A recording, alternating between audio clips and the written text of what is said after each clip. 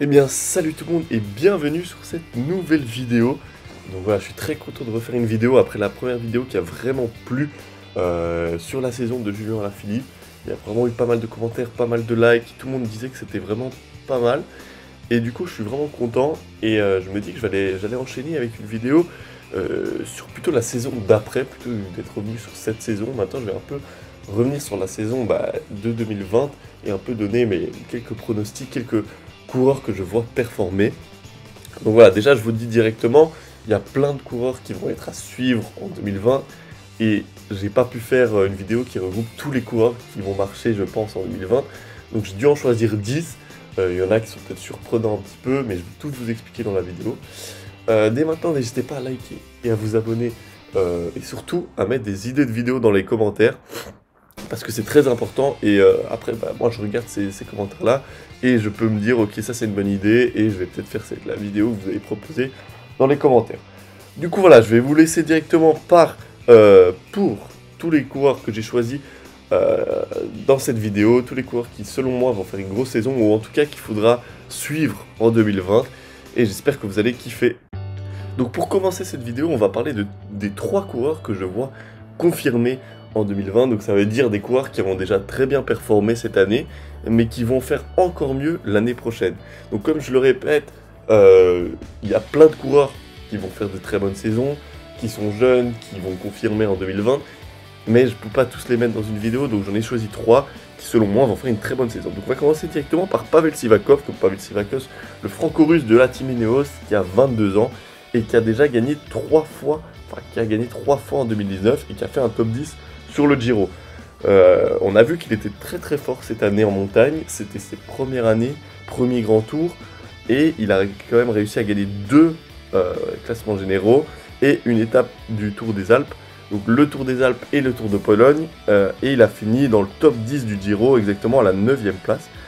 On voit qu'il a de très bonnes qualités en contre-la-montre aussi, ce qui est très important pour les coureurs qui visent les grands tours. Et il est hyper fort en montagne. Pour son jeune âge, c'est assez incroyable. On sait qu'il vient du Tour de l'Avenir et tout ça, on l'avait repéré. Il est dans une des meilleures équipes pour les grands tours. Donc je pense que l'année prochaine, même s'il y a beaucoup de leaders dans Ineos, je pense qu'il va quand même, il faudra compter sur lui. Et pourquoi pas un podium sur les grands tours. Après, je m'avance peut-être un peu, parce que voilà, il y a Bernal déjà, il y a Froome, il y a Thomas et tout ça.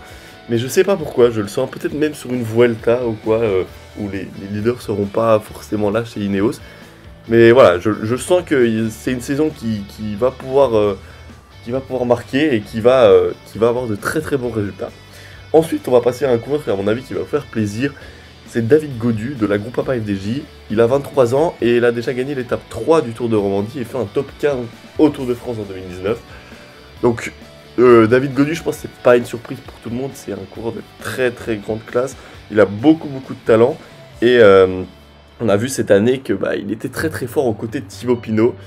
Et il a fini très très fort, on a vu dans les classiques italiennes qu'il était un des meilleurs. Il a parfois eu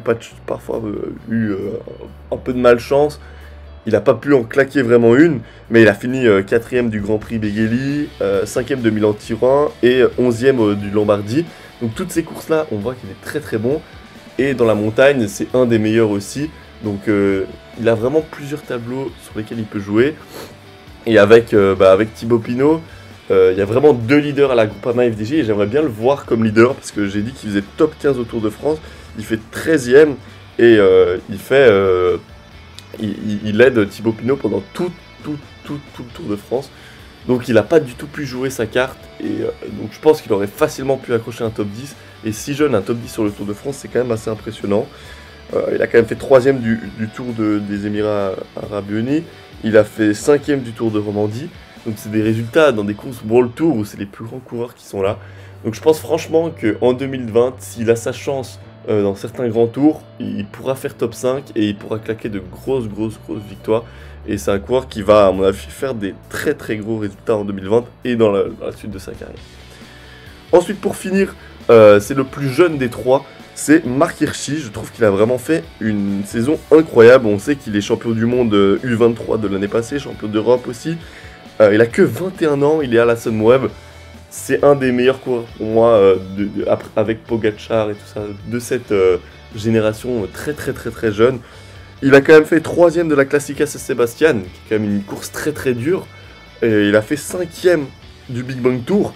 Donc c'est 2 courses très différentes et on sait qu'il arrive à grimper aussi parce qu'il a réussi à gagner les championnats du monde à Innsbruck, qui étaient des championnats très montagneux.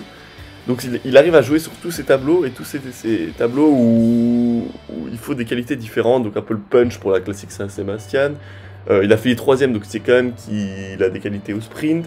Au contre-la-montre, il a déjà été champion de Suisse, je crois. Ou en tout cas, il fait toujours des très bons résultats au contre-la-montre. Il a été 2ème cette année de champion de Suisse, du championnat suisse. Donc c'est tous des résultats qui montrent que vraiment il est très polyvalent. Et je pense qu'en 2020, il faudra compter sur lui. Et qu'il pourra faire des résultats un peu très constants sur toutes les courses. On va passer à des types de coureurs complètement différents, puisque c'est les coureurs qui vont revenir après des blessures en 2019. Donc c'est les 3 classiques, c'est Thibaut Pinot, Chris Froome et Wout van Aert. Donc des 3 coureurs qui sont très forts, c'est pas des petits coureurs qui ont encore des choses à prouver. Mais donc on va commencer directement par Thibaut Pinot, qui a la Groupama FDJ, qui a 31 victoires pro. Voilà, c'est juste des petites stats comme ça, et qui faisait un super Tour de France avant d'abandonner à la 19ème étape, je pense. Et de voir ses chances de podium et même de victoire, parce qu'on voyait que c'était limite un des plus forts du Tour de France. Je pense qu'il a vraiment une revanche à prendre, il a vraiment pas eu de chance durant toute sa carrière, et que là c'est vraiment le moment où jamais. Il a arrêté sa saison après le Tour de France, il s'est vraiment reconcentré, et je pense que vraiment l'année prochaine, ça va être un concurrent pour le Tour de France, et ce serait très beau qu'il aille remporter un grand tour, que ce soit le Tour de France ou un autre, mais je pense que le Tour de France c'est vraiment son objectif, et je pense qu'avec les qualités qu'il a, s'il continue à travailler, il pourra vraiment le faire. Ensuite, Chris Froome, de la team Ineos, évidemment, il a déjà gagné 9 grands tours, donc voilà, c'est vraiment un coureur incroyable, qu'on l'aime ou qu'on l'aime pas, il a un palmarès incroyable. Il est absent depuis juin, et sa chute au Critérium du Dauphiné lors de la reconnaissance du contre-la-montre. Donc lui aussi c'est une grande inconnue pour 2020, et donc c'est pour ça que c'est très important de le suivre un peu et voir quel résultat il va pouvoir faire après une si longue coupure. Est-ce qu'il va pouvoir regagner sa place de leader chez Ineos? Est-ce qu'il va réussir à regagner un niveau assez bon pour regagner des grands tours, au moins être sur le podium, sachant que déjà sur les différents tours, déjà en 2018 Tour de France, on voyait qu'il était déjà un petit peu moins fort que Geraint Thomas, que certains coureurs. Donc voilà, il faudra voir, mais je pense que ça va être une année très importante, et s'il n'arrive pas à regagner son niveau, ça va être très compliqué pour Chris Froome de continuer au plus haut niveau. Ensuite, Wout van Aert. Donc lui, Wout van Aert, c'est un peu le nouveau des 3, on va dire. Il a 25 ans, donc c'est pas un tout nouveau. Mais c'est un coureur qui évolue en Jumbo-Visma et qui avait 5 victoires déjà en 2019, avant de devoir abandonner sur le Tour de France aussi, comme Thibaut Pinot. Donc il a dû abandonner sur une chute lors du contre-la-montre qu'il aurait pu gagner, peut-être pas gagner, mais faire un très bon résultat. Il avait déjà gagné une course sur le Tour de France, il avait gagné le contre-la-montre sur le Critérium du Dauphiné, une victoire au sprint, il avait gagné aussi le championnat de Belgique de contre-la-montre, donc il était vraiment sur une saison assez incroyable. Et je pense qu'en 2020, il va revenir, il va vraiment faire de très gros résultats, notamment sur les classiques flandriennes aussi, je pense.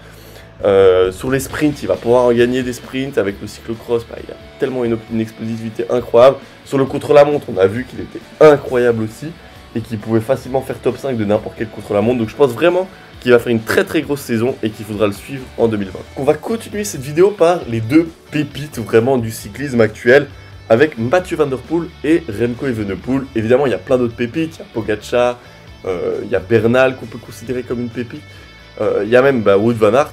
Mais c'est vraiment les 2 coureurs qui, selon moi, marquent le plus le cyclisme actuel par leur jeunesse et par leur talent. Donc on va commencer par Mathieu Van Der Poel. Il est chez la Corendon Circus, il a 24 ans, il a gagné l'Amstel Gold Race cette année, ainsi que 10 autres victoires, donc il a fait 11 victoires en 2019, et on a vu qu'il était vraiment imbattable sur les courses en petite montée ou des sprints en costaud. Il était vraiment le plus fort, et c'était assez impressionnant, notamment sur le Tour de Grande-Bretagne, où il y avait Matteo Trentin, mais il lui mettait 50 mètres sur 100 mètres, c'était vraiment impressionnant. Donc je pense vraiment que c'est le coureur qui a le plus de force. On sait qu'il a eu un petit contretemps, on va dire, au championnat du monde. Et ça, c'est tout des choses où il va devoir apprendre parce que c'est des courses extrêmement longues et donc son corps n'est pas prêt à des efforts aussi longs, je pense. Mais je pense que si il fait un changement d'équipe, je sais pas quand ça va arriver, mais il va vraiment tout exploser. Pour moi, il va gagner toutes les classiques flandriennes quasiment, peut-être pas Paris-Roubaix, même si il faudra juste qu'il s'améliore peut-être un peu sur la durée encore. Il va gagner des sprints, à mon avis, dans n'importe quelle course, peut-être pas contre les plus grands sprinteurs sur les grands tours, à mon avis, non. Mais toutes les courses aussi où ça finit en petite montée, limite la flèche wallonne, tout ça, s'il arrive à changer d'équipe, après c'est pas s'il arrive, il a tellement d'offres, à mon avis, n'importe quelle équipe a envie d'avoir un Mathieu Van Der Poel dans son équipe.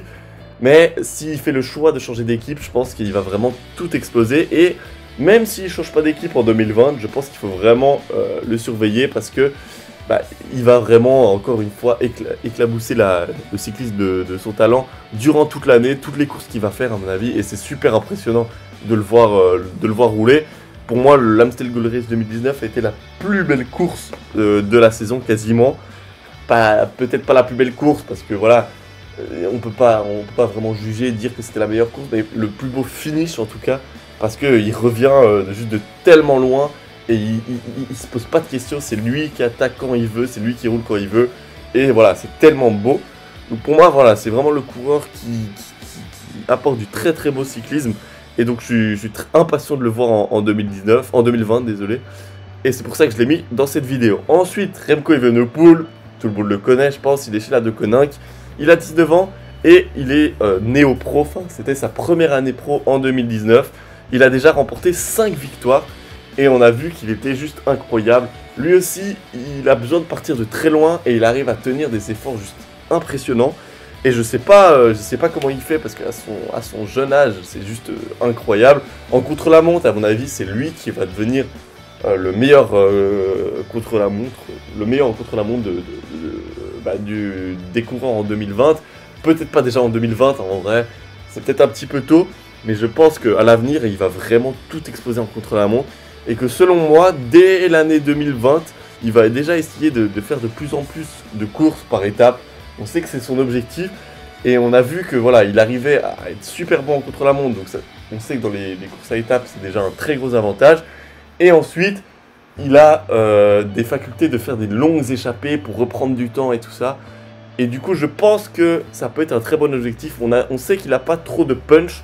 Donc les classiques, comme la classique Saint-Sébastien qu'il a gagné, il a eu de la chance parce que personne ne le connaissait encore assez et donc l'a laissé partir. Mais maintenant, on ne le laissera plus partir. Et au punch, à mon avis, il aura du mal à partir devant tout le monde. Donc voilà, encore un coureur qu'il faudra regarder en 2020 et qui, selon moi, va faire une saison incroyable. Terminer cette vidéo, je vais parler de 2 coureurs un petit peu plus surprenants. C'est Nance Peters d'AG2R La Mondiale qui a 25 ans et qui a déjà gagné une étape du Giro en 2019. Pour moi, c'est un coureur qui va vraiment être une surprise en 2020. Je l'ai vu très très bon aussi sur les courses italiennes de fin de saison. Et je pense que au fur et à mesure du temps, il va pouvoir s'améliorer et s'affirmer comme vraiment un coureur leader dans son équipe. Alors évidemment que c'est pas le coureur qui va certainement gagner les plus grandes courses en 2020. Et pour moi, c'est un coureur qui va devenir de meilleur chaque année.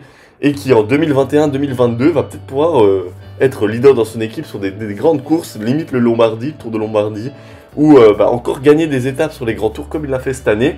J'ai l'impression qu'il a vraiment une résistance à la douleur très très forte quand il a un objectif et quand il a envie de l'atteindre, il arrive à se dépasser un peu comme Julien Alaphilippe et vraiment tout donner. Et sa victoire au Giro était vraiment très très belle. Donc je pense franchement qu'on va devoir compter sur lui dans les prochaines années et dès 2020, il va selon moi faire de très très gros résultats. Ensuite, on a Alberto Dainese. À mon avis, il n'y a pas tout le monde qui le connaît. C'est un coureur qui évolue à Sunweb et qui va évoluer chez la Sunweb en 2020. Il a 21 ans et il est champion du monde U23. Il a déjà gagné une course pro, c'était sur le Tour de République tchèque. Donc voilà, il a déjà une victoire pro, même si le Tour de République tchèque, il n'y avait pas tous les meilleurs sprinters, c'est sûr. Mais comme j'avais jamais mis de sprinter dans la vidéo, je me suis dit que c'était cool d'en mettre un. Et pourquoi pas en mettre un qui va peut-être être bon dans les prochaines années. Et je pense qu'Alberto Dainese, je l'ai vu quelques fois, il a quand même fait de très bons résultats sur des courses où il y avait des pros. Et je pense qu'à 21 ans, ça va devenir un très très bon du sprint. Et donc il faudra faire avec lui dans les prochaines années. Donc voilà, c'est la fin de cette vidéo. Elle est un petit peu plus courte, c'est ce que je voulais faire. J'avais pas envie qu'elle dure trop longtemps, même si c'est très dur parce que j'ai envie de dire plein de choses.